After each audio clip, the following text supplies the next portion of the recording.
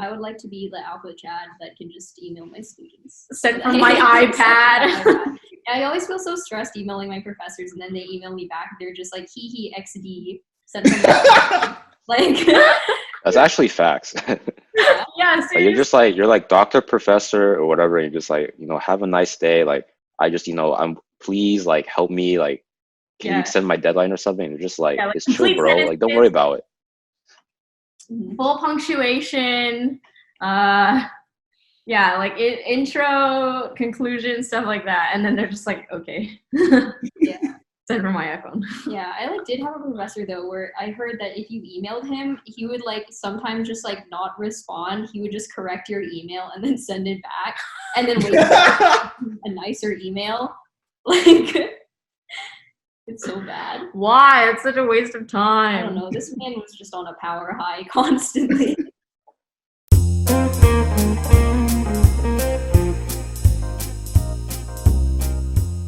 Hey yo, welcome back to another episode of Nuanced Nonsense. We're not experts, we just like talking. This is your co-host Alex. This is your other co-host Ben, and I brought on two family friends, Kristi and Sara. Also, Sara is the person who designed our little like graphic character people. So yeah, what else would you like to say about yourselves? Honestly, I'm Kristi. I'm in med school. That's all I have to say. Your only characteristic. Yeah, I know. It's my entire life. No. Yeah. He's like me. I feel like I have like no personality. I'm just like, hi, I'm Sara. I draw sometimes. Yeah. It's okay. You drew for Nuanced Nonsense, so yeah, that counts. Yeah, so we typically start off with like a softball question. So I was like, we were talking a little bit about this just now. And so I was like reading about like fake conspiracy theories about like Corona. And they're talking about how this is like the current darkest timeline, right? And so like in this line with this sort of like conspiracy theory of time travel, which like event would you like remove, like post like Corona? Oh, from like January 2020 onward? Yeah, so there was like World War III, there was like a lot of fires, there was like murder hornets, there's a handful of other stuff. I just can't think of it at the moment. I would either get rid of the murder hornets or like the Australian wildfires. I feel like it's just like not like a giant problem, but it's just like annoying enough that like we definitely could have done without it. It's just like one of those things. Yeah. I feel like, was the murder hornets like even real? Because I feel like it was a thing and then it suddenly wasn't. So I'm like, I feel like, is there even a point in trying to get rid of that? I don't know. I'm scared of those things, really? Dude. Yeah. I don't know. I feel like it just like disappeared and I was like, huh. I would probably get rid of the wildfires. I feel like if I tried to get rid of like coronavirus, I feel like that would mess up the timeline so bad that like something worse would happen. Like we'd have like tsunamis everywhere or something. World War 3. Yeah, like I don't want to mess too hard with like the butterfly effect. It like kind of freaks me out. You're right. Yeah, Alex, what would you sort of like erase if you had time travel? I was kind of thinking, and then because when they were saying, they're like, oh, the wildfires. I'm like, why wouldn't you get rid of coronavirus? But then she talked about the butterfly effects. Yeah. I was thinking about it. I was like, I feel like when even if you remove the smallest thing, like for the butterfly effects, it's like that is what kicks off like the end of the world, right? Like for example, like, you could do something like there was a little boy, he was too poor to have toys, and he was bullied because of it, and because of that, resentment built up in his heart. Whenever he saw rich kids, he was like, that could have been me. I could have had Bionicles growing up, and they did. I'm going to set revenge on the people who prevented me from having a fun childhood.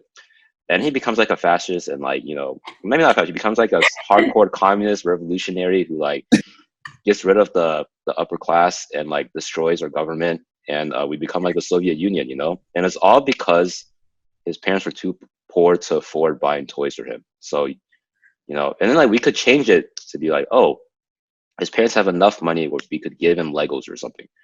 And then he becomes like, I don't know, a peaceful man, the next Dalai Lama or whatever. But then because he got the toy, that means someone else didn't get the toy.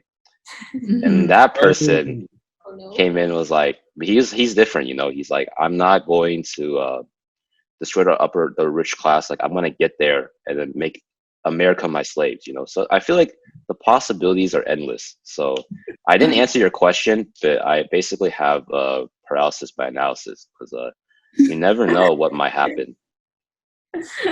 That's good. That was really good. Yeah. Maybe we should just like not mess with anything. Yeah, maybe we should not mess with the timeline. Yeah. What would you do? I don't know, because now that Alex brings that up, I'm just like, But then I'm just like, maybe the key move was to like start getting prepped earlier in the US, like fucking give someone a nudge, you know? Because like I just remember before coronavirus came, like just spread out across the entire fucking world, like everyone just kind of just like, yeah, dude, it won't come here. Let's just everyone just like watching China, like yeah, it was a meme at first. Yeah.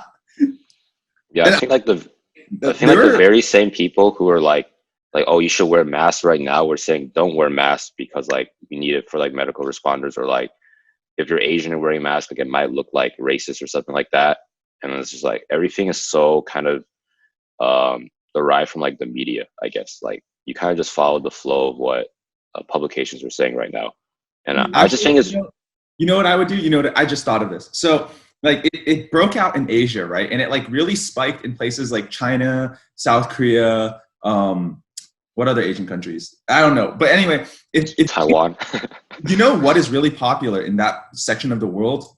K-pop. So what the idea is, you got to like normalize like mask wearing. So it's like, I think I would go back in time and tell like BTS or something, like you got to really normalize this behavior because it's very positively beneficial to society. Yeah, I feel like mask wearing is already popular. No, but like on a wide scale, like a good chunk of the populace, not just young people. Does BTS have that much influence amongst like not Asian kids? I mean, we're just talking about in Asia because it broke out there first, right? Oh, I see. Well, I feel like it's already popular in Asia to wear masks though. Like in East it's Asia. already like pretty commonplace in Asia. Yeah. So I don't know what else they could have done. Like I have a distinct memory of going to Taiwan to visit my uncle, and my aunt was wearing a mask and sunglasses, and we were taking a photo, and you like could not recognize her because she was like in disguise. And it's because it's popular to wear masks in East Asia because of the pollution and stuff. Yeah. Okay, maybe we need to popularize it amongst American citizens. Yeah. I agree. Yeah. We need like some like American celebrity to wear a mask. Like who? Like Adele? Yeah, Adele wears masks. Wait, like, oh, here, this brings on a topic. Like, what is the most popular celebrity? Like, who has the most draw or influence? I don't know. That's I a don't good know anything question. about celebrities anymore. Like I think America's truly divided. We don't have a popular celebrity. yeah, we we don't. have like one person we can look to. Anymore. Wow. I think it depends on like the sub community you're in, right? So if you're like into sports, you know, like if LeBron James wore a mask earlier, maybe people would wear masks more in like sports community. If I don't really know who, I don't know, like 21 Savage wore a mask or something. I don't know how popular he is amongst the hip hop community. Maybe people would wear masks more. I was thinking like Kanye or like Robert Downey Jr. or like maybe like Kylie Jenner. Yeah, like the Kardashians should just wear masks. Oh, that's a good point. Yeah. Actually, I don't know how popular Kanye is anymore because I was watching like a video and like I was really bored. So I was watching Bronny James like play like 2K or something. And people were asking him questions. They're like, Drake or Kanye? He was like, Drake. And I was like, to me, I was like, that's kind of blasphemy. But then, like all younger kids, like people younger than us, like in middle school, high school, are like all like Drake. And I was like, oh, probably to them, like Kanye is just some like weird black Trump supporter who's just like off his rocker, you know, like they weren't around to listen to like some of his more popular songs, like from like Graduation to like My Beautiful Dark Twisted Fantasy. So like, I don't even know if Kanye would have that much of an influence amongst like people these days, especially since like everyone just thinks he's like crazy. Okay, so I looked it up. The person with the most amount of followers on Instagram is Cristiano Ronaldo. That makes sense. Also, Justin Bieber, Jennifer Lopez, Demi Lovato, Taylor Swift, Beyonce, Rihanna, Drake, and Kevin Hart. Interesting. I'm like so disconnected from pop culture. I'm like, this is crazy. That makes sense. Yeah, it makes sense now that I think about it, though. Dang. Okay, Yeah. so we should have all gotten all of them. Yeah, You're right. you should have just had like some big PSA, just like pay them all to wear masks. It's like actually what I was saying earlier, because like, you know, I'm in advertising, so I was like, they should have like come up with a better like way to problem solve like the whole mask thing. So it was like, yeah, they definitely should have gotten some like influencers in it. Like, Ooh, ideally, what would you have done? I don't know. I feel like I was actually thinking about this earlier. I feel like to get people to do something that they don't really want to do, you can't rely on like the idea of like public good, I guess, over here, because like nobody, like everyone really thinks about themselves. It's like a very American thing. So like in order to get people to wear masks, I was thinking you'd have to make it like trendy or cool somehow. So I was also like, oh yeah, I was thinking, yeah, celebrities would probably be a good idea, just off the top of my head. Yeah. All What do you right. think of like the recent like trend in like wearing like cloth masks? Because like you can kind of like put like your own like creative design on it. Do you think Yeah. that helps? Yeah, I think it does. Cause like, I mean, like if you're wearing something, people are gonna want to wear stuff that like represents them and is like fashionable. So like, I think it was like kind of a good move. Yeah, I mean, I'm shitty at sewing, but somebody out there has like done like different designs and like, Yeah, yeah, you just gotta make it cool. yeah, make it cool. That's the big thing. Yeah, everyone's like kind of like a pea brain, so they're like, if it's not cool, I won't do it. Like, That's your whole job though, is to make Yeah. stuff cool. yeah, exactly. It's exhausting. Like, yeah. But speaking of actually, like, oh, I mean, speaking of like how like you were talking about earlier, how like since in like America, like everyone's kind of more individualist, like it's hard to get people to do things for the public good. Mhm. Like, how would you explain, like, I guess, because like before they were talking about how like, oh, like don't wear masks because like they're afraid they're gonna hoard it. Like, do you think that was a good decision in like retrospect? Because now a lot of people are kind of like mask deniers. Or like, would you have done a different way of like communicating? Like, hey, we need to like save it for like medical like first responders, but also like you will need this later on. Yeah, I feel like that whole thing kind of got the message convoluted, and people were using that, like the original statement, to kind of like be an excuse to not wear masks now. I feel like, I don't know, just in general for like public communications, there needs to be like one clear statement, like from the beginning, like to dictate like what people are going to do. Because I feel like if you say too many different things, people get confused, and that's kind of like the problem that we ran into. So I probably like, I don't know, if it was me, I would have held off until like it was safe to say that everyone should be wearing masks, just like to make Which things more was clear. which Yeah, was but it was, like, basically too when they late, were, though. yeah. Yeah, but I don't know. I mean, I don't work in public health, so I don't really know how like they were making the decisions there. But I feel like it would have been, just in general, it would have been easier if they had just said one thing and stuck with it. You know? I mean, yeah, a lot of like, just in general, like, even nowadays, like they release a lot of like confounding articles, and it's just like, especially in a time of like great panic, like, is it worth to like publish these kind of things? Like, especially when you know like the general idea, right? Like, I don't think it's worth to go review something that has like this kind of like anti-message, especially in the midst of like a public health crisis. Yeah. It's like too much going on at once. You know? Yeah. It's like always too much. I know, it was a lot to process, and like, like I don't get news from like TV anymore, and I feel like most people don't get their news from watching TV anymore. So It's just all these people on Facebook saying whatever the heck they want. yeah, I guess it's on Facebook. Yeah. So Like A what lot can of you, fake news is spread oh on yeah. Facebook. Yeah. It's just like if something's like clickbaity and it makes like people have a reaction, that's like what's gonna spread. So Mm. The other day, so I follow this one YouTuber, and he has like this, he does like this live show where, I don't know how to describe it. It's like a Twitch sort of like thing. And he has this, he makes this whole thing where he like has a lot of viewer interaction. So for example, he has a show called like Yesterday I Asked You. like, and he like asks a question and then he waits for people to like make a bunch of comments and he chooses what he thinks is the best. And so he does like a live version of it as opposed to just like making it into a video format. And one of the questions he likes to do is like clickbait X title, right? And it's like, what was it? It was like, oh fuck. It's like you like just slept with your girlfriend, right? And the one that won the most was like, Shoddy was not like a melody. Like, Oh no. and I think like clickbait is like a neutral thing, but people use it in a very, very like negative way. Yeah. I mean, like, I feel like it's just like clickbait just happened because people want other people to look at their stuff. So they're going to make the title as interesting as they can be.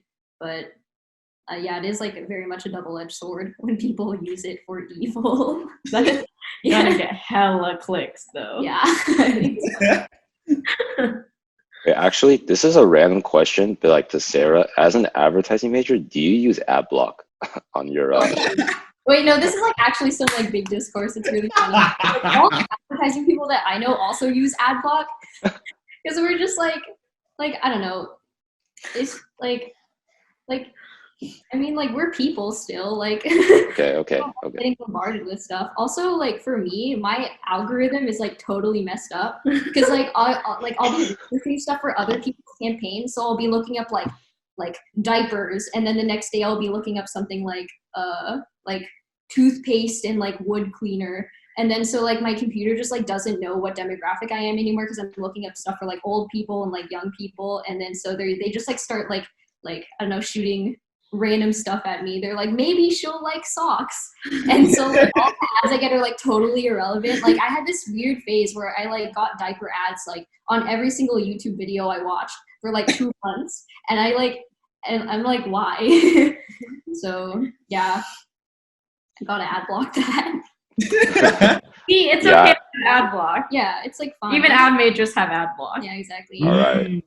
Feels less guilty. I asked because I remember like during the school year I was like in like an officer for like my ministry and like my like there's like a staff and he was a former advertising major, so he likes to do graphic design in his free time, and he was like screen sharing something but like he didn't have ad block, and I was just like, why? But then I was about to ask and I was like, wait, maybe it's because it's a moral dilemma. Like he wants to respect his fellow advertisers and like give them money they deserve, so he doesn't use ad block. So I like stewed on it and I forgot about it. And I was like, wait, I wonder if it's just like an actual thing or like I'm just like saying something out of my ass because maybe he was just too lazy to get ad block. I think he's just lazy. Yeah, it's kind of like a thing that we talk about though in advertising. We're like, haha, like we suck, but we still do it. Like it's fun. This reminds me of people who are like work in the service industry and then they like get out of it, but then they like still respect like service. So they're like, oh, I'll tip 25% because like I know the struggle. Yeah. Speaking of tipping culture, there are like a lot of situations where I don't know how much to tip or if I should. Like, for example, do you tip when you get boba? For those kinds of things, if it's like not a restaurant or like not a nice thing, like it just like it really depends on like service. If somebody does something like really exceptional, then I'll add a tip. But if it's just like me getting boba, then I'm like, But that's just me. I don't know how y'all feel about that. Do y'all tip when you get boba? I don't. But when I was getting takeout boba the other day, I saw my friend tip, and then I was like, what the fuck?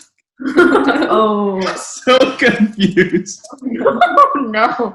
It's because of the new like square thing that you can just like hit the button for a tip now. And so like it just like adds so much more pressure to like tip for things that you wouldn't normally tip for. Yeah, it's like whenever I go to like those little like square things and I like run my card and it doesn't ask me to tip, I'm like, thank God I like avoided that dilemma today. Because I can see me push the no tip button, you know? I like hate it when they like watch you do it. Like, Yeah, I hit no tip anyway.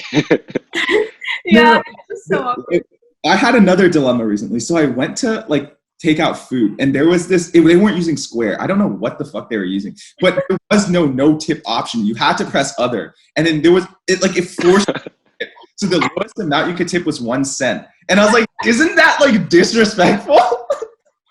Deliberately tip like the smallest amount. So how much did you tip? I just tipped like 10% because I was like, this is doing any service for me. But like, I can't not tip. Like, doesn't let me. So I was like, if I tip 1%, don't not even 1%, like 1 cent, don't I seem like a piece of shit? Dude, this is like psychological warfare. Like, I hate this so much. Oh, they got you real good. Wow. Like, what would you guys have done in my situation? I would have just tipped like a 10%, like a normal amount, because like they see me purposely putting in 1 cent. So like that makes you like a giant dick. Yeah, it's like I put in effort to like give you less Yeah, money. to give you 1 cent. Like, Actually, oh god. yeah. That is so Yeah, I don't know. Like, part of me is like mad when I'll be like kind of mad just looking at it, just like, dang, you're really gonna make me tip you for like takeout? Like, that's the exact last thing I would want to do. yeah. So part of me is like, I might just tip you 1 cent. Like, I might just be an ass, but you're an ass for putting me in this situation. I'm not gonna. Yeah. That's also, where is this tip going to? Because like, if it's just to the cashier, like, does that go to the cashier? I don't know. Like, I don't know how restaurants do it these days because there's no like dine-in. Because usually it would just go to your server, but so I know some restaurants, they just like pool all the tips together and then split the tip between like everybody who worked there, regardless of like how much somebody made that day. Mm-hmm. So I don't know. Yeah, maybe I'm just justifying in my head like, oh, I'm not gonna give money back to the establishment or to the wealthy owners, so I'm gonna do 1 cent to spite them. But yeah, honestly, I'm just cheap. Uh, I also had a friend that like, okay, they were like a super Chad. They would like be the type of person that, like, be okay with not tipping, and they like feel no shame. And so like, there's this one time we went to a restaurant and they just straight up didn't tip. And I was like, oh my god, like that is like actual Chad. Wait, did they write like $0.00? Yeah, like they put like no, they like marked through it. And they, like, Okay. they just wrote the same amount. And I was like, that's wild. Oh my god. Wow. Dude. But like, that's the thing, like sort of like tipping culture like makes you sort of like, you're like guilt tripped into tipping. Well, like in the sense, because like the food and the service is like, you're paying for that, but like, I don't know, like I just would like a non-tipping system. I agree. I went to Europe last year before COVID, and like it was just so nice because like you didn't have to tip. Yeah.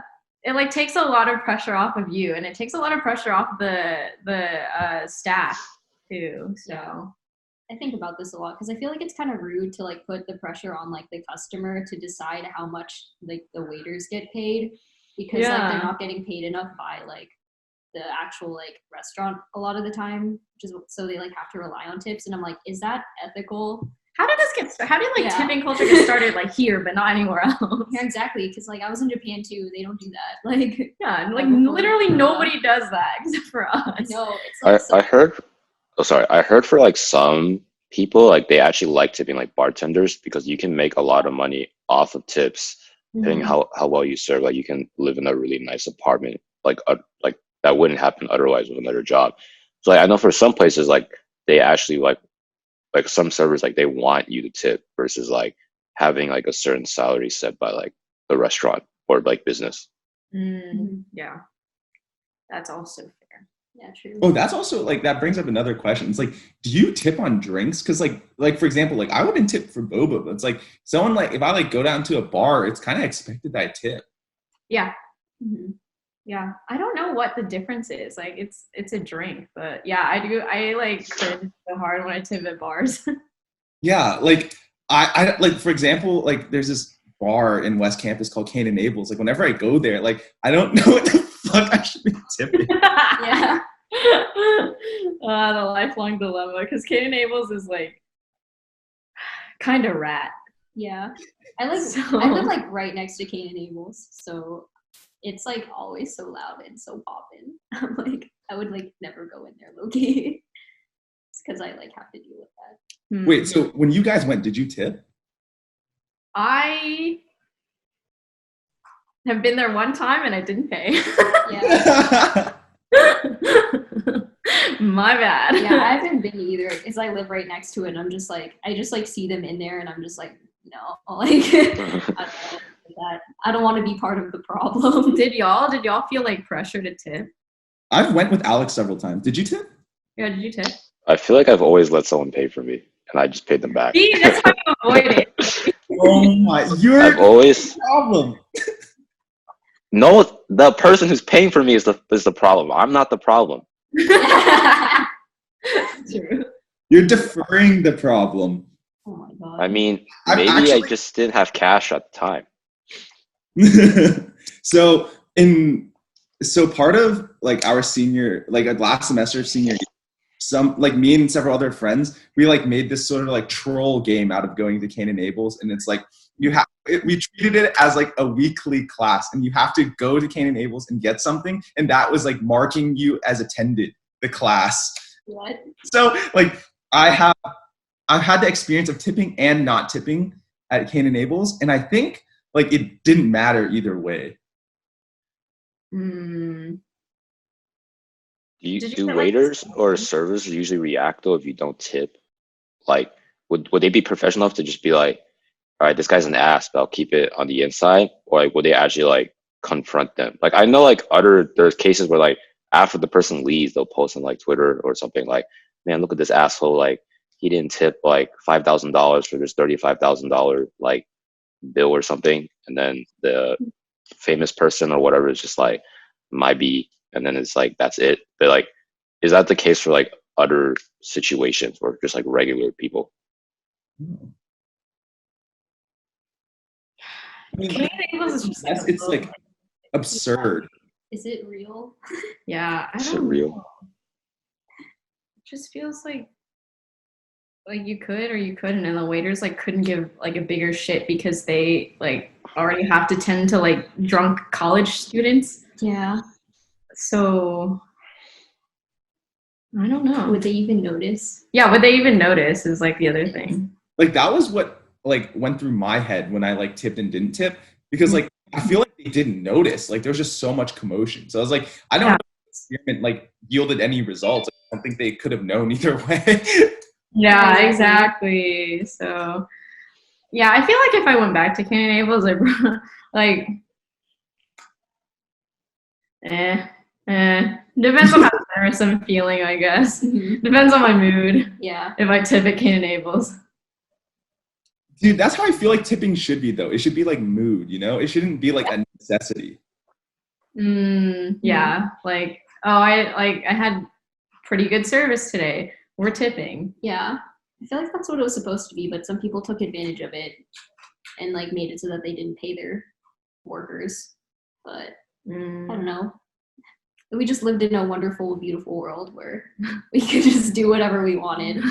Things would be nice. Like we said, this is the bad timeline. Yeah, this really is the bad timeline. Oh, you're right. Included in this bad timeline is the fact that I had to fucking tip on takeout. Tip on takeout. Dude, speaking of bad timelines or worse years, I watched a video that was like, actually, the year 536 was the worst year to be alive. What? That's because so like there was some like fog that descended on the earth, and like you literally could not see the sun. So like it was just dark all the time, and like the sun would be out for maybe 4 hours, but it would be like you couldn't see it because of the fog. And people were like theorizing it's because there was like a volcano and like it like sent ashes everywhere or whatever, and people like couldn't see. And then there was like a plague going on, and then yeah, people just kept on dying. And then like it was like during the Byzantine Empire. So Justinian the Great, or whatever his name was, he was like, I want you guys to bring the dead bodies out. And that was a stupid move because healthy people had to bring those dead bodies, and they got infected. So like 5 million people died of the plague, and it became known as the Justinian plague. And those are like the two main things I can think of. But then they were talking about like, yeah, in Japan they also had some shit going on. And, like in like the Aztec Empire, they had some shit going on too. It was just like, it was all around just not a good time. Why do I feel like this is what 2021 is gonna look like at this rate? Like, Oh wait, also because of the volcanic ash, since the sun wasn't out, crops couldn't grow, so there was also a famine. So people just died of starvation. So either way, you're taking the L in some way. If you didn't have the disease, you're just gonna die of hunger. So you just lasted a little longer. Wow. This is like God was playing the Sims game and like decided to just like. Oh no, Thanos came around. Oh yeah, in 536 AD. Yeah, this is just round 2. Like, something went violently wrong. Thanos is putting it back, bro. You think he came back and dropped in Wuhan? He like half snapped. Yeah, he was like, never mind. Yeah. So it'll be a quarter of the world died. Mm-hmm. Yeah, Just a little bit. Just a little bit. Just a little A little bit. A little tragedy. Yeah. What's the death rate of COVID right now? It's like 5%. That's a good question. Yeah, I don't know. Yeah, tell us, med student. Yeah. So what are your thoughts as a medical student on this pandemic? I mean, isn't the death rate for the flu like what, 1-2%? I think COVID's right around there. Honestly, I think it's like very similar to the flu, to be quite honest.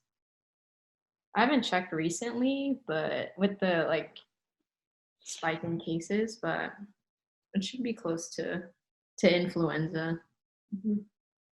It just looks bad because so many people are infected. Yeah, we don't have a vaccine, so. And we don't have a vaccine. Mm-hmm. It just looks bad. It is bad, but. As a med student, how do you feel about anti-vaxxers? Mm-hmm. You know, I try not to involve myself because I get real bad. But they are truly the bane of my existence. They really are. Anti-vaxxers are the bane of my existence, and they will be for the rest of my life or the rest of my career. So,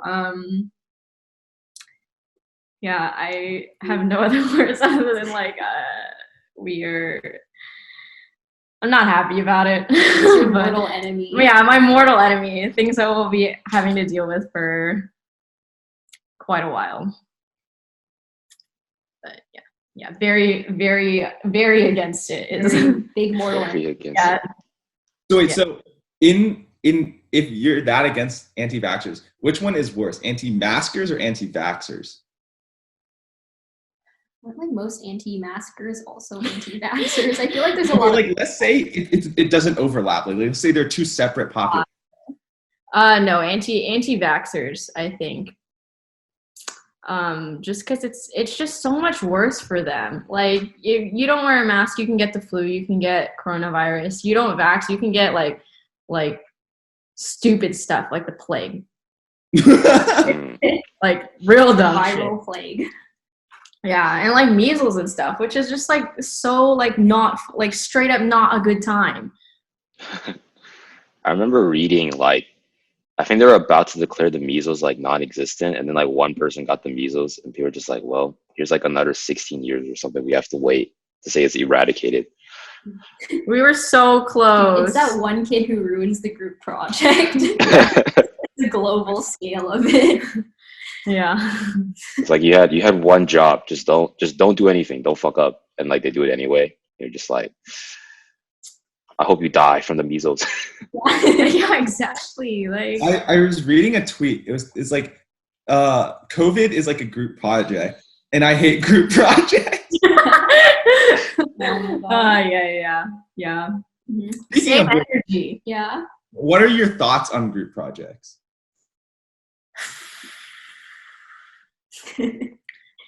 The only thing they're useful for is building character.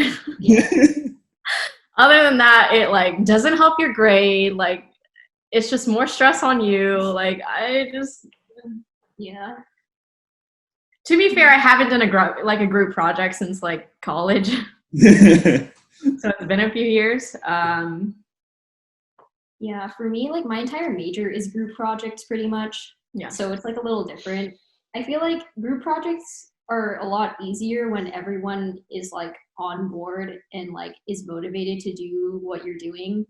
Cause like because it's a lot easier for me to work with people who are like specializing in the same thing that I am, because I'm doing like creative, so I'm like specializing in art direction. So when I'm like with other creative people, it's like really easy because we all like want to do a good job. But if I'm like with like other people in advertising who like don't really want to do like the major anymore, or like don't really care about the project, I'm just like, nah. Like, so yeah. Depends on the group. Yeah, really, yeah. I don't know. I like to consider myself someone who like can get along with people, but I don't know. Sometimes people just suck, and you just have to accept that. Like, I don't even get mad anymore because I've done it so much. I'm just like, I kind of expected at this point that someone's gonna ruin it, so but it's okay. What are y'all's thoughts on group projects? Non-advertising people. Yeah. I feel like people need to experience like what a good group can do to like understand like why like group projects exist, right? Because I feel like general experience is like you only have bad groups, so like you just hate it, right? But like ever experience like a good group, like it like you understand why the concept exists. Yeah, because like when you're working in a really good group, you like learn so much and like about like collaboration and just like working together and teamwork. It's like a valuable experience. Wholesome. Yeah, so wholesome. And then everyone's friends. But like, yeah, when it sucks, then I'm just like, what is the point of this? Like, I feel like it also depends on like what the project goal is too. I feel like that's something people overlook. Oh yeah, like I've always hated like busy work group project. Yeah, because those are always bad. Yeah. Yeah, I was smiling a lot because when you said like it's great to work with people who are like motivated and care. I had like this past semester I had a group where like one guy just like dips and like he just stopped showing up, and then I had to pull up more of the work. So the context is like I was taking this iOS app development class because I studied CS in college, and supposed to be an easy class. It's supposed to be a blow off. So I was like, okay, I'm just taking this class. I want to ride off to the sunset, not do anything for my last semester, and just be non-existent and get an A. And that did not happen because of COVID. So basically, once like COVID hit, obviously we have to go home, and like you need a Mac to develop like iOS apps. And so I was in a 4-person group, and half of them had like PCs. So I had a Mac, and some other guy had a Mac.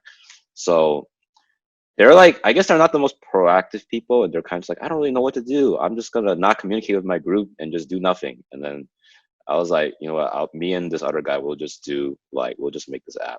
And then apparently UT with like their emergency fund, like, okay, we'll ship you a Mac for free. And then I was like, wait, so there's a light at the end of this tunnel. Like I don't have to like me and my friend don't have to carry these 2 people, you know. So I was like, okay, like I can slack off a little bit.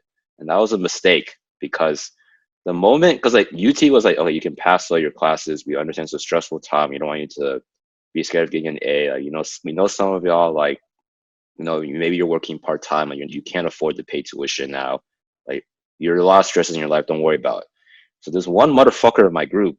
He takes advantage of that, you know. And I know this guy is not struggling. Like he lives in my neighborhood in like Plano. It's a fairly well off like suburb. Like I know this guy is not like fighting for like scraps on this table. So I was like, okay. He said, how about we just all like not work on this project and just like, because if we get enough, you can pass fail the class. And I was like, I mean, like for the rest of my group, they want an A. So I was like, we can't do that. And he's like, okay. And then he just decides by himself, I'm just gonna pass fail the class because of our hard work, because he didn't do anything. So he's only passing the class because me and my friend carried him. And he's like, I'm just gonna just not show up. I'm gonna ignore all the messages and not do any more work. So then I was like, fuck. So then I basically had to like, me and my friend had to basically carry the project again. And then the third guy did some work, but then like obviously like he didn't code that much during the semester. So like he couldn't contribute as much. So then I was like, all right, so we're screwed. And the professor kept like giving me mixed messages too. He was just like, oh, I'm really sorry for you. Like there were times when like in college, like someone bailed on me too. So like, I understand what you're feeling. It's like, okay, like he should understand and give me a good grade. But then later on, he was like, dude, your project sucks. Like it doesn't even seem like you guys tried. I was like, what the fuck? We haven't tried. There's like 2.5 people working on this project. He's like, there was a group of 4 people with no Macs, and their app looks better than yours. And I was like, you know what the difference between their group and our group is? They had 4 people working on the project, but we had 2.5. And that's why to this day, I was like, fuck that guy and fuck that class. Wow. It's just like a nightmare. Yeah, that's like nightmare group project. That's like low end, like worst nightmare group I would have project. dropped out. Yeah, just drop the class. No more. Dude, I can't deal with that. No. I just like how the professor was just like, yeah, that fucking sucks. Yeah. He just like went at me. He's just like, by the way, your presentation sucked. Like you went too long explaining the features. And I was like, dude, is this like a character assassination? Like I tried my best, right?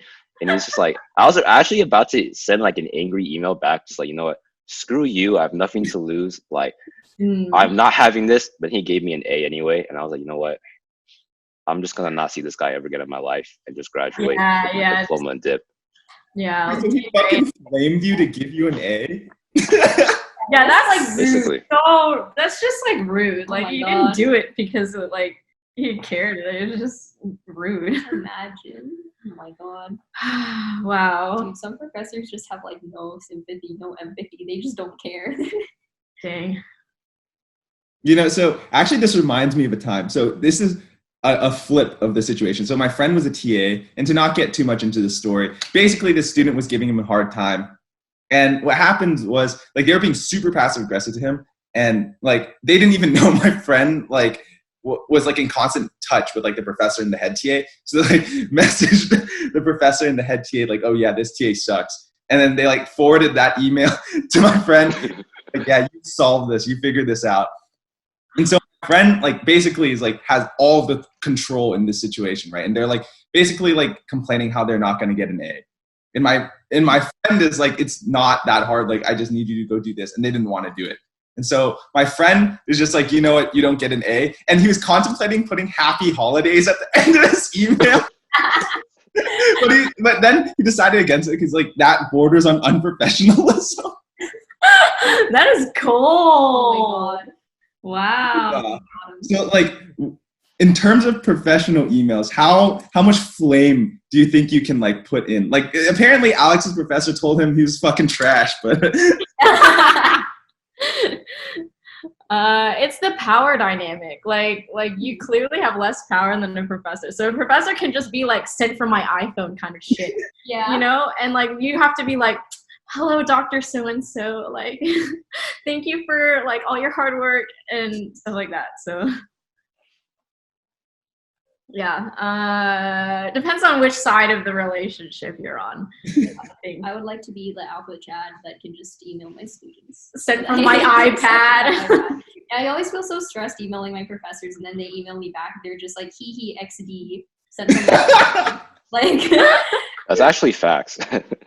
Yeah, Like, you're like doctor, professor, or whatever, and you're just like, you know, have a nice day. Like, I just, you know, please like help me. Like, can you extend my deadline or something? And you're just like, it's chill, bro. Like, don't worry about it. Full punctuation. Yeah, like intro, conclusion, stuff like that. And then they're just like, okay. Yeah. Send from my iPhone. Yeah, I like did have a professor though where I heard that if you emailed him, he would like sometimes just like not respond. He would just correct your email and then send it back and then wait for a nicer email. Like it's so bad. Why? It's such a waste of time. I don't know. This man was just on a power high constantly. Dude. Yeah. Yeah, the casualness of like professors kind of reminds me of like in high school, they would always be like super like uptight and just like, you better profess, like, I don't know, call me like Mr. whatever or Mrs. whatever, right? And then once you get into college, I mean, it depends on your professor too. Like I had like a professor who was like, you better call me Dr. Norman, not Mrs. Norman, or else I will like do something terrible to you. And then you're just like, okay, I'm sorry.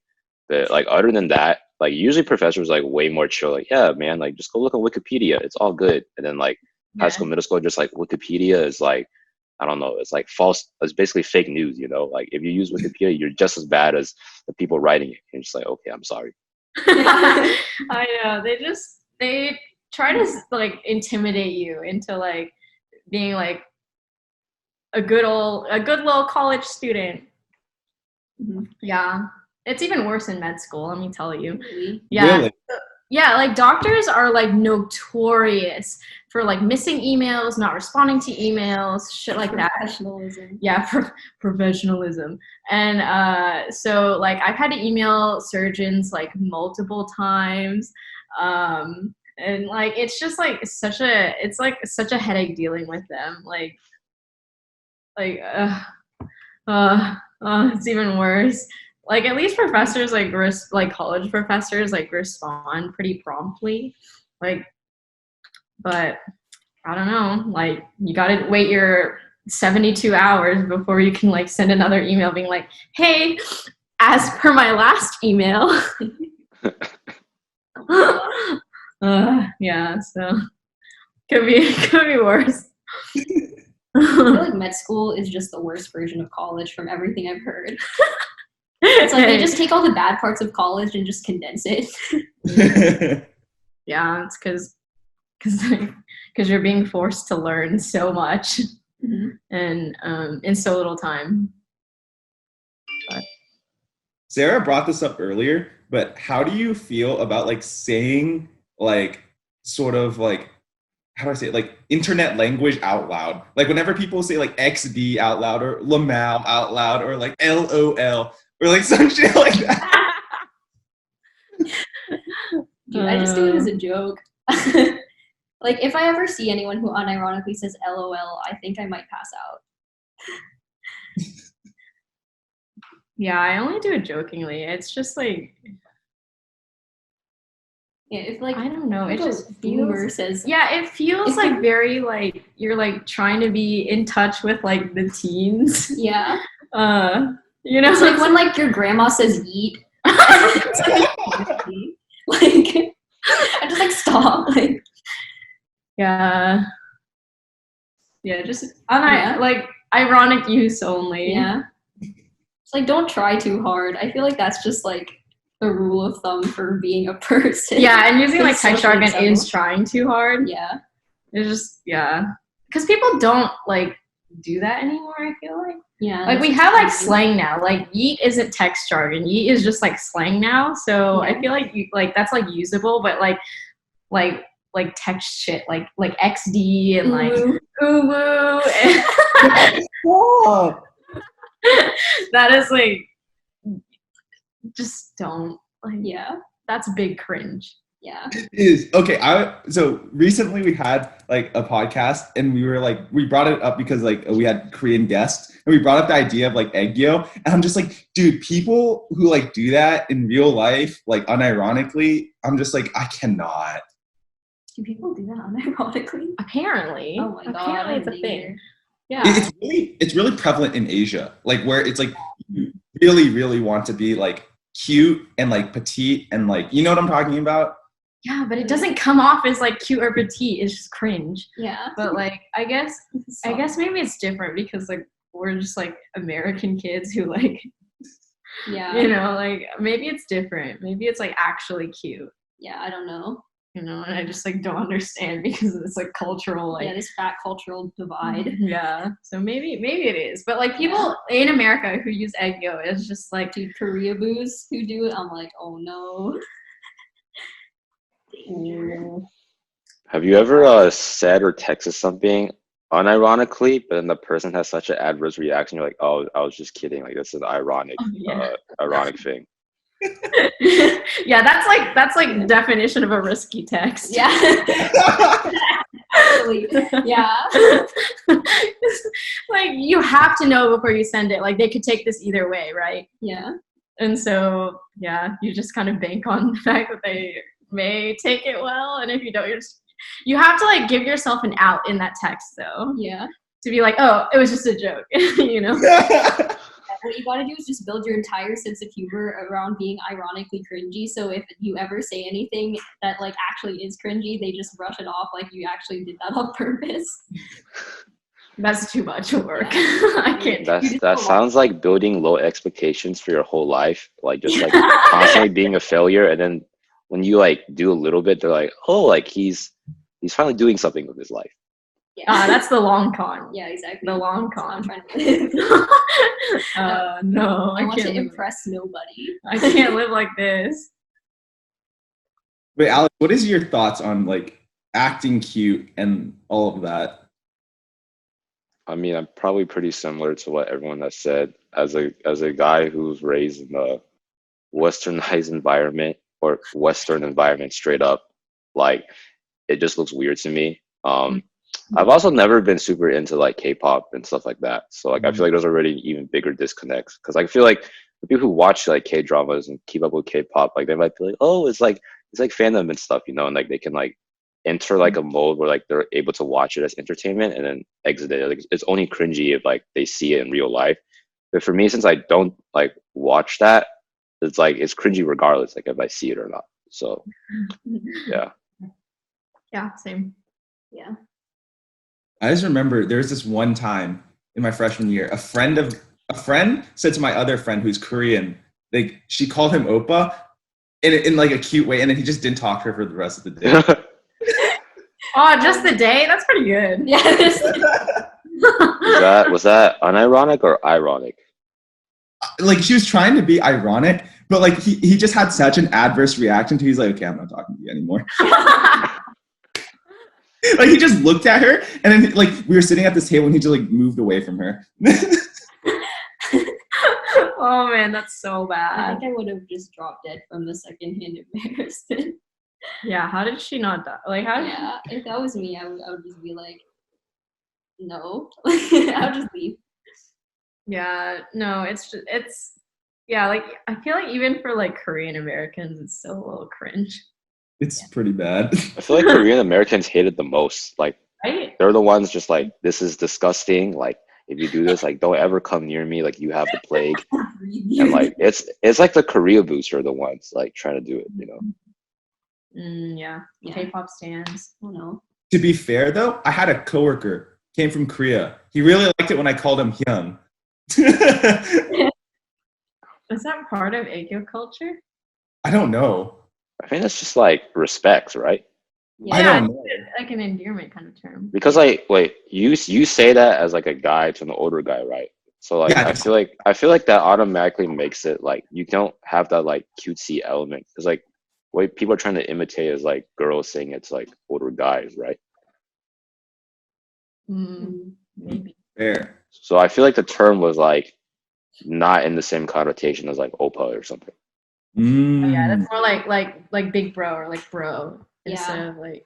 It's like more socially acceptable. Yeah. Just like regardless. I also think most people don't know what Hyung is. Like they just know like Opa or something because like that's just like that's been permeated into like popular culture. Yeah. Yeah, like Koreaboo culture only. Yeah. If it's too close to Koreaboo culture, it's suddenly canceled. Actually, I was thinking about this because I watched a Casually Explained video talking about memes and meme culture. He likened memes to like high art, like it's gotten to a point where it's like if you like show someone like a even marginally out of date meme, people are like, oh bro, you're like trash. It's out of here. And so I Casually Explained likened it to high art, where it's like you have sort of like, I don't even know how to describe it properly, but it's like you kind of like have this sort of sense and you're like, this is good and this is bad for arbitrary reasons. Yeah. Yeah. New meme good, old meme bad. Yeah. Exactly. We only want fresh content. Yeah, dude, my greatest fear is falling off the wagon and like only knowing old memes. Like dude, that's my fear too. I'm like kind of old now and like I'm a little bit like TikTok is a little like foreign to me. And yeah, I'm like past the age of TikTok now, and so it's like really awkward for me to like come in and be like, oh, like on TikTok, I don't know. But like that's like my greatest fear is just like I've been like a cool teen for so long. Now I'm realizing that I'm like actually getting old, and I'm just like, what do I do? Like, yeah. It's kind of funny because I remember watching it was like a recent Wong Fu video, and he was like doing a panel between like Asians and like African Americans for like a kind of like having a dialogue between like the two races. And like he brought like this really like I want to say really old, but like she's like a 67-year-old like Asian American activist, and he's like 36. And she's like, wow, it's so great talking to young people and like seeing what they think about this thoughts. And I was like, but to us, like, you know, Phil, because he's 36, is like relatively old. So age is a social construct. Yeah, you're right. We're all gonna be like boomer age. We're gonna be like 50, 60, and we're still gonna be like, hey, look at this meme. Have our own boomer memes. Yeah, let's just have boomer memes. Yeah, we're gonna post them on Facebook, and they're all gonna be minions. The real boomer memes are Rage comics. Oh my god, dude, those are like relics. That's like actually history and like a fossil. Fossil memes. Yeah. Very yeah, like I remember I saw this the other day on Subtle Asian Traits. There are like fucking like peer-reviewed articles on like the impact of subtle Asian traits. And I was like, I can't tell how troll these articles are or are not. Oh, I remember seeing that. Like somebody pulled up the Google Scholar page, and there was so many like dissertations about like subtle Asian traits. Oh my god. I need to go look at one of them. It just seems troll, but like you know these like kids like maybe they're not. You know? It's one of those things where like I'm in advertising, so I kind of know that these things have like a huge social impact and like cultural impact that like we need to be aware of. But it's like still weird to think of it from an academic standpoint, because I'm just like that's a joke. Like yeah, I feel like the paper wouldn't be that fun to read. Because like it would actually be like disseminating like I don't know like actual social impacts and like how it's affecting like young moms or something. You're just like I just wanted to see some memes in the paper. Yeah, why didn't you include any memes in your dissertation, bro? Yeah. Just imagine the inclusion of that, like reference figure like 1B. You can take a class on memes. Honestly, I feel like the fact that memes are mainstream is like kind of funny to me. Because I remember when I was growing up, I thought memes were for like neck beards or something on like and like they were like spewing out memes from like their dark cave, and then like it was like Pepe the Frog or something. And I was like, oh yeah, like if you like memes, like I was like, oh, you're probably weird. But now everyone's like, dude, like TikTok is where all the memes come from. And I was like, you don't know. 4chan's still around. It's still lurking in that corner. You better watch out. Ancient relic. Another ancient relic. Wow. Dude, I remember I saw like something about like how the government like labeled 4chan as like a dangerous website. Yeah, it's pretty funny when like I knew some people who would go on 4chan. I remember one time I was sitting in class and the guy in front of me was just like on like the gun forum for like on 4chan. And I was like, better be careful around this guy. Spooky. You can't let your school Wi-Fi let you do that. Yeah. Oh my god, throwback to that. Yeah. Right?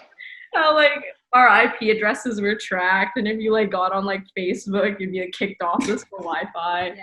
Man. Oh, wait, this was at UT. Okay. Yeah. Yeah. UT threatens, but they never like. Yeah. I remember torrenting something on UT Wi-Fi, and I was like, "Wait, this is." And so I was like, "Yeah, this was like when I was like a freshman. It was kind of funny because like I forgot to remove it from like the torrenter, so then it was still seeding and it was taking up a lot of like bandwidth, and like I think because UT gives you like 10 gigs a week or something, like it's a ridiculous amount. Like you shouldn't run out. Yeah. And I ran out because I was seeding, and my dad's like, "What are you doing?" I was like, I swear I'm not doing anything like weird. But it probably was illegal. Yeah, wow. So cursed. Actually, another funny story. This occurred to me and Alex like very early on when we moved in together. So the UT directory, we just happened to like be searching up a bunch of our friends. I don't know why, but we were. And if you search enough, it fucking bans your IP address.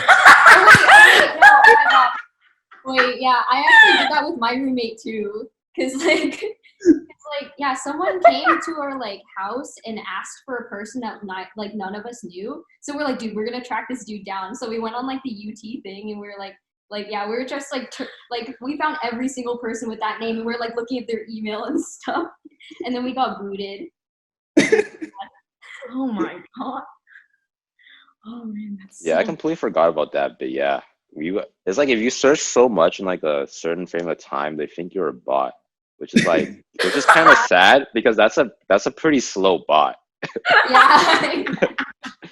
Yeah, it's like so cursed. Oh my god. Like how bad is like UT technology where like I'm probably searching names at like I don't know like 5 names like a minute, you know, like compared to like bots who are programmed to search like 1,000,000 names per second, like that's incredibly slow. That means it's not difficult to destroy like UT's like I don't know firewall or something.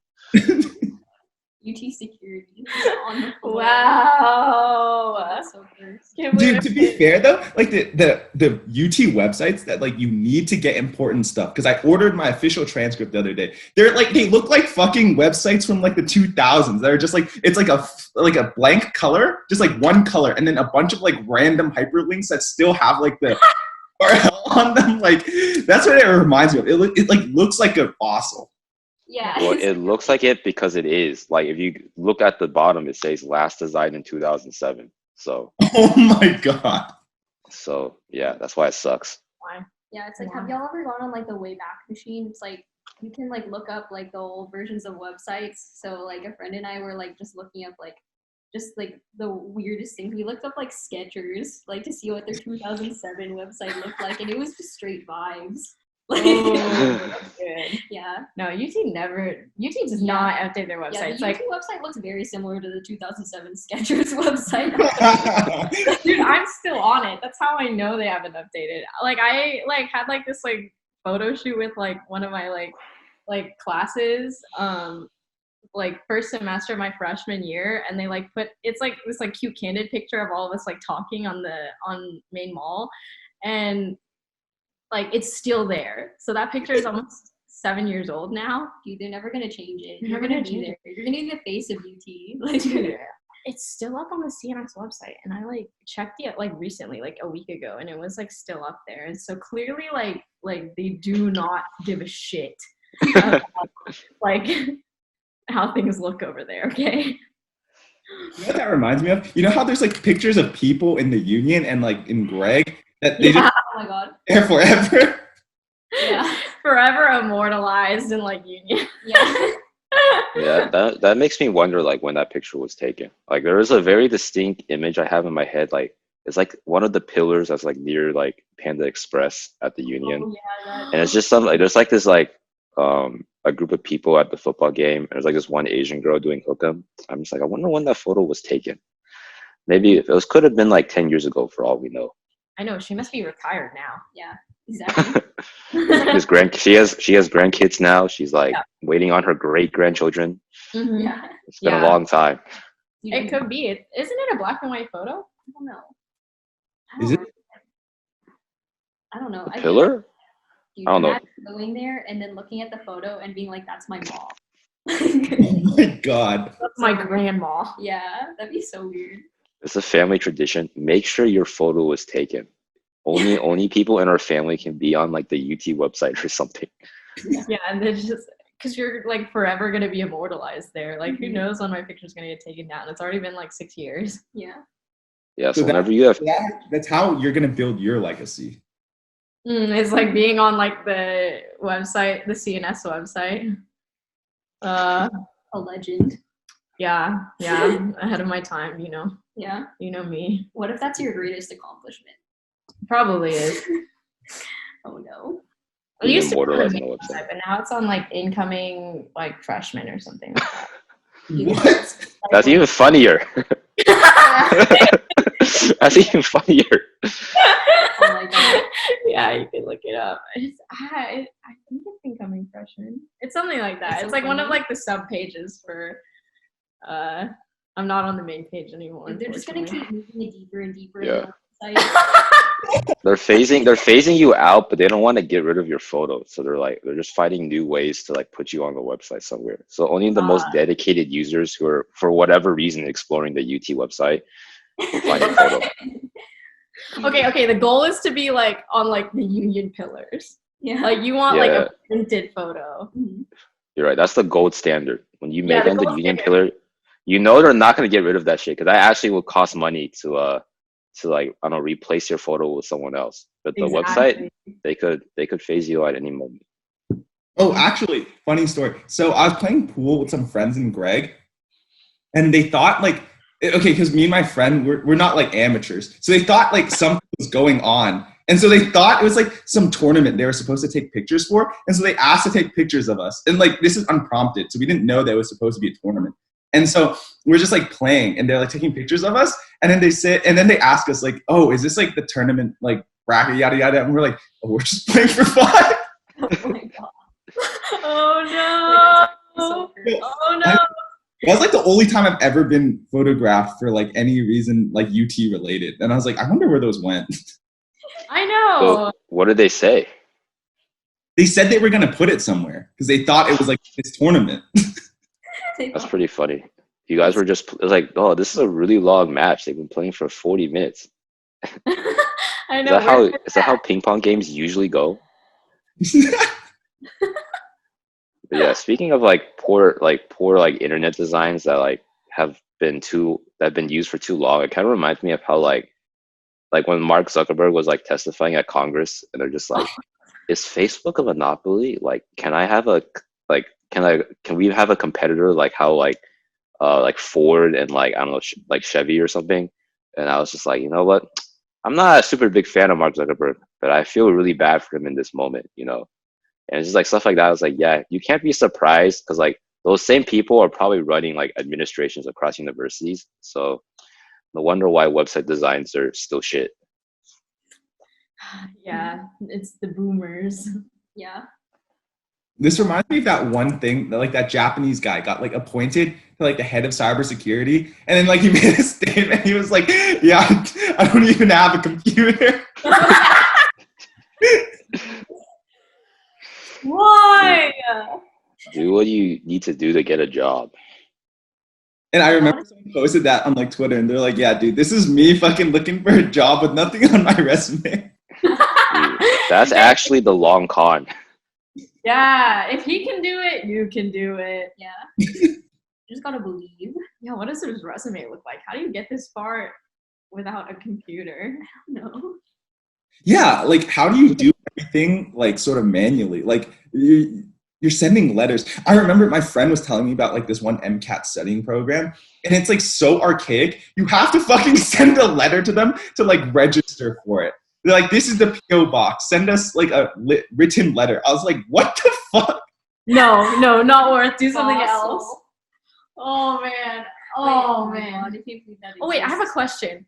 So have you guys ever gone to the post office to mail something before? Yes. Yes, but not for. It's always like I'm just in the car with my dad, so kind of.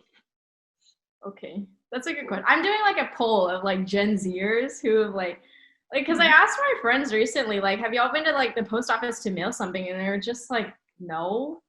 And I'm like, you haven't even gone with like your parents to like just like stand in line at the post office and like wait. What are you doing? Like, how have you not like mailed a package or something? Like, it's just like baffling to me. Yeah. I feel like I've always gone to like, because my dad has went, or I think I've driven people to the post office so they could like ship something. But I don't think I've ever like actually done it for myself. I've also like sent out letters. I don't remember why, but I've like driven up to the thing and like put it into the thing. Yeah, well, at least you know where like the stamp goes on the upper right, your address on the upper left. You know, like just I don't know. Maybe our parents were really archaic, I guess, and like our mom like made us write like whenever we got like birthday presents or like Christmas presents, we'd have to like handwrite like thank you notes and then like send them in the mail. And so like I guess that's how we've done it. Like I don't know. Yeah, I've had to mail stuff that's like not thank you notes too. I'm like amazed that some people have gone through life this far without having to mail stuff because like I've had to mail stuff. Like snail mail. Yeah. Like, it's like not that hard. Like literally Like I've had to mail documents and stuff. Yeah, like a couple of years back, I had to like handhold my boyfriend to like in the post office because he didn't know how to like mail anything, and he like got a speeding ticket, but it was on his way from Austin to Houston, and so he got it in some like podunk like Texas county, and like he had to like mail stuff for their court about the ticket. And so he was like, I don't know how to mail this. And I like held it, like I walked him through like how to put an address, like which side the stamp goes on, how to ask the postman for like a tracking number. It was like really cursed. I was like, you are an adult. Yeah. Like, isn't this it is all the skills that you like should know? I feel like this is all Googleable information though. Like, even if you didn't have anyone to help you, you can just Google it and figure it out. Yeah, I don't know. dude, sometimes like it confuses me that some people don't have the ability to Google things. Because I feel like at this point there's like no excuse to not know certain things. It's like even if you're wondering it, like you can just like look it up in 2 seconds. Like your phone is in your hand. Like It's also Yeah, how people don't know like basic car and house maintenance. Yes. It's fucking crazy. Like I remember, like just for example, like when you blow a tire, like a lot of people don't know what to do. It's insane. And like you have to like call AAA and be like, I'm sorry, I don't know how to change my tire. the little baby. like a lot of people like don't know where like the key is for like the tire, and it's in the glove box. Like, Dude, I clown myself at Discount Tire though because you put it in the wrong spot. It's in the trunk in my car. You put it in the trunk, and I looked for it in the glove box, and I was like, I'm sorry, this isn't my car. Like, oops. But yeah, like, I don't know. Yeah, some people just like not had to. They've just never had to deal with it. They've lived perfect lives with no maintenance issues. That's how I want to live. Yeah, like, you're right. I want to live such a good life that I can just die stupid. Yeah. dude, that's the dream. Yeah, it is the dream. It is the dream. I agree. But for those who have blown tires or locked themselves out of their cars. Oh my God. Is that even possible these days? Because like, don't they like beep when like you exit out of your car? Or I guess if it's like an older car, then maybe. Yeah. I had my 2006 Corolla. Yep. And yep. It was very embarrassing. Yeah, I feel like a lot of technology is developed these days because, you know, they don't have faith in humanity to just do the right thing or be competent. Yeah. So, like, This reminds me of this time I went to go fill gas with Alex in Austin. And like there's always been this myth where it's like you have to turn off your car, and put in gas. Yeah.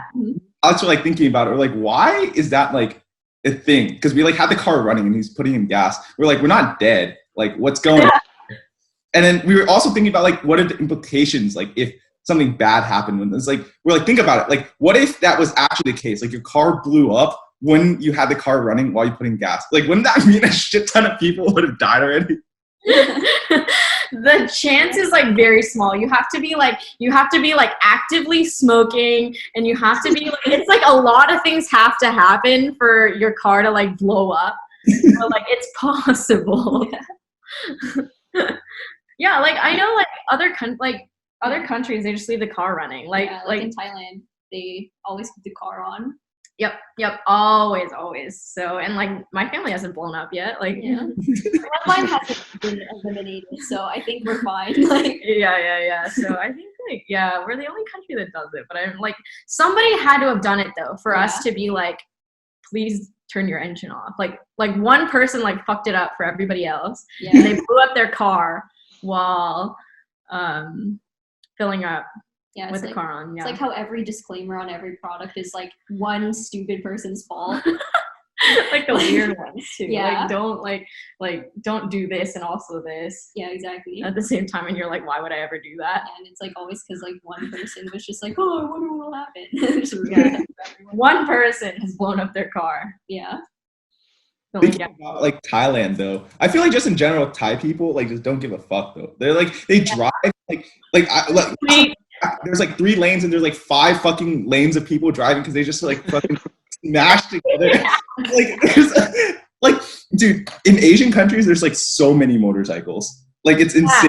And they're just like fucking like weaving in between like these 5 lanes trying to get somewhere like quickly.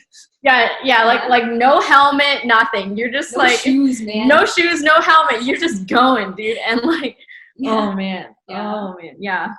There's like no. I fear for my life whenever I go over there. Like I really do. And like somehow I like come back to the States like in one piece. So Yeah. I feel like it's just life for them. They just live life on the edge, I guess, because they give no shits. Yeah. Would you say they're good drivers or bad drivers then? Because you know you need some skill to like not die, but they're obviously not following the right protocol. You're right. Maybe they're so bad that they're good. Mm. Or maybe so good that they're bad. I can't tell. It's just something's wrong. Like, Something's wrong, but no one's died. So yeah, exactly. That's all that really matters, though. Yeah, like I figured they just like could get away with like motorcycles weaving in and out of traffic and stuff like that. And like since nobody's died, they're gonna keep doing it. Yeah, exactly. I can never. No one cares. I remember, like, also there's like a thing in Thailand where it's like, you know, there's a lot of fear of getting robbed, which it's not misplaced, but like people come with like weird contraptions to their vehicles. Like, there's this, I like, okay, so in my family has like this truck, like in Thailand, Yeah. have this weird contraption. It's like a bar of metal is like melded onto like, so here's like the gear shift, right? And it moves up and down. They have this like bar of metal that's right here. And when they like intend to park their car for a long time, there's like a U-lock that like comes in like make sure the gear shift can't move. And they like put it in and then they leave. I was like, this is such a strange contraption. I was like, what? Yeah, this is like kind of like rat things like that they do. Like it's just like, oh my god, yeah. No, I'm not surprised. That sounds like very stereotypical. Like, just curse Thai people inventions. Like, I know. I know. Did you see that article about when they like were trying to like ban plastic bags, and so people were bringing like random containers to like do their grocery shopping in, and it was like whack. Yeah, like you were bringing like rice, like old rice bags, and like it's just like so like it's so good. Why? Yeah, people just have no shame. They just do. They do. That's true. They have no shame, and like it works out for them great. Yeah. On top of that, I remember, have you ever went to the mall in Thailand and like gone inside these parking garages? Like, okay, so people, like, for context, like in American parking garages, like you can only park in the spots and you don't want to like take up any unnecessary space. In Thailand, they're like, we gotta maximize efficiency space usage. So they're like, if you can't find a parking space on the certain floor you want to be on, you don't fucking go to a different floor. You block other cars by parking fucking perpendicular to it, and you put your car in neutral. So then when the person comes back, they can push your car. It's so good. That kind of reminds me of a cancel thing we do. It's like kind of similar, but it's just like if you find a spot that like, because like sometimes parking is bad, so you send someone to go find a parking spot, and you just stand in the spot and you just wait for your car to come back. I remember watching a Facebook clip and they were flaming someone for doing that, and I was like, yeah, I've done that. My family has done that. I mean, dude, there's like no rules. You gotta do what you gotta do. There's like no rules in Asia. They just you just gotta do it. You gotta do what you gotta do, man. You want a parking spot, that's how you gotta do it. Yeah, I think it's kind of funny how like we're always like individualism is in the West and collectivism is in the East, but then, like you definitely see all like this like completely shameless shit that people do for the best of like themselves or for their family, right? Like people in the comments were clowning like those, I think they're like the like Cantonese like family for doing that. But then like if you said it to my parents or something, they'd just be like, I mean, you know, finders keepers, you know. Exactly. Yeah. Oh, that's amazing. Yeah. It was a little bad though, because like in the video the car was about to turn in and then like some person just ran into the spot. So I can see the controversy there. But yeah, I was like, well, in the end the person just gave up and just like parked somewhere else. Imagine that. Wow. It was funny because like in the video the people were just like, oh, there's another spot over there, why don't you just park over there? And then people in the car were just like, why don't you just park over there? And they're like, stop being so prideful, just park over there. And then the person in the car was like, what the fuck? Like, you park over there. And then people just gave up. But I was like, dang, pride really goes, like, if you have no shame and a lot of pride, you can do a lot of things in this world. And that's the lesson that's the lesson I took away. Yeah. Yeah, that's true. Yeah, maybe you all got to be a little less, like a little more shameless. Yeah. Be a mega Chad. Be a mega Chad. Chad, you know, you gotta be a Karen. Yeah.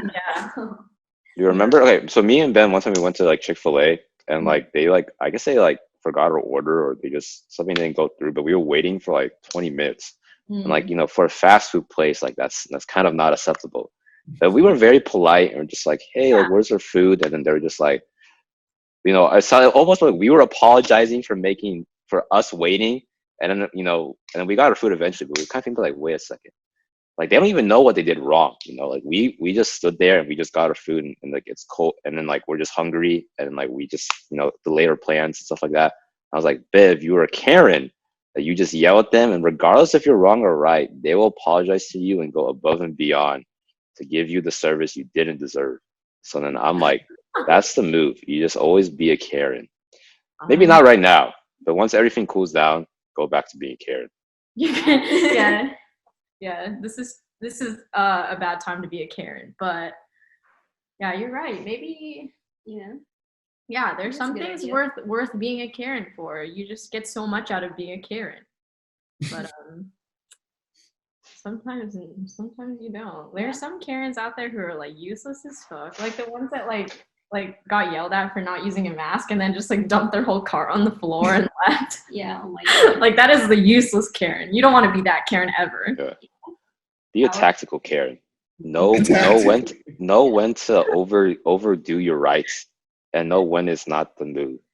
Tactical Karen. That is a good term. Yeah, tactical Karen. You're right. Yeah. Mm-hmm. Yeah, so just like wrapping things up because I think we eclipsed the hour mark. I don't know when, because I don't know when we started, but it must have already happened.